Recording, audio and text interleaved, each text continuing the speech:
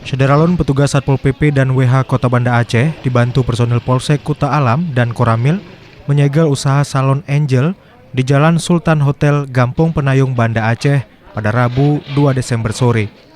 Langkah keras yang diambil pemerintah Kota Banda Aceh terhadap usaha yang telah melanggar syariat Islam tersebut merupakan puncak dari upaya persuasif yang selama ini telah dilakukan.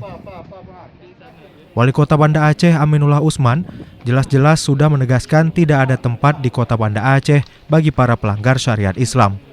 PLT Kasatpol PP dan WH Kota Banda Aceh Heru Triwijanako menegaskan pelanggaran syariat Islam di usaha salon Angel bukan yang pertama, tapi tidak pernah diindahkan dan terkesan teguran persuasif yang dilakukan selama ini tidak menjadi pelajaran bagi pengelola dan pekerja salon.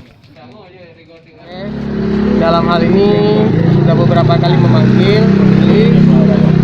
dalam hal penegakan syariat Islam dan petugas pun bukan hanya 1-2 kali, dan ini sering terjadi.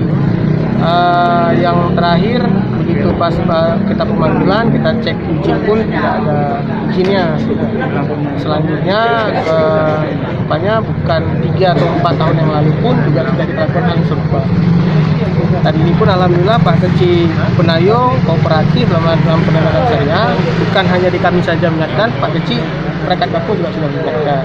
Dan tadi pun salon ini kan khusus wanita. Tadi kita datang ada juga yang pria. Jadi kan indikasinya ada seperti itu. Kita nggak bilang ini, tapi ini saja terjadi hari ini. Ditemukan laki-laki ya. Kita masuk. Jadi artinya ada perbuatan mesum di dalam ini. Pernah ditemukan gitu.